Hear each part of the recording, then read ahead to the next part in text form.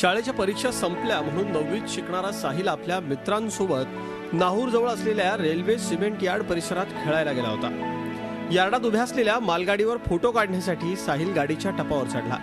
दुर्दैवानं selfie काढताना साहिलला overhead वायरचा shock बसला आणि त्याच धक्क्यानं तो जागीच कोसळला।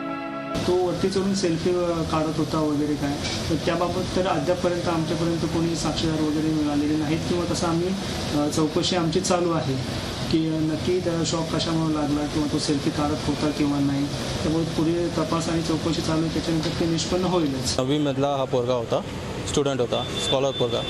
आणि एक्झाम खतम संपल्यानंतर 2-3 पोरं एक असे खेळण्याच्या हिशोबाने काही असं सेल्फी काढायच्या हिशोबाने त्या आवारात गेलेली रेल्वे स्टेशनवर आणि तिथे तो आपला विजेच्या तारेचा धक्का लागून ही घटना घडली। सेल्फी काढताना आजूबाजूच्या परिस्थितीकडे दुर्लक्ष केलं तर ते जीवावर कसं बेतू शकतं याचं हे उदाहरण।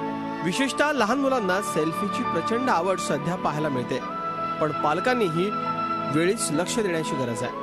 अमोल पेडणेकर, झी मीडिया, मुंबई। झी 24 तास रहा एक पाऊल पुढे।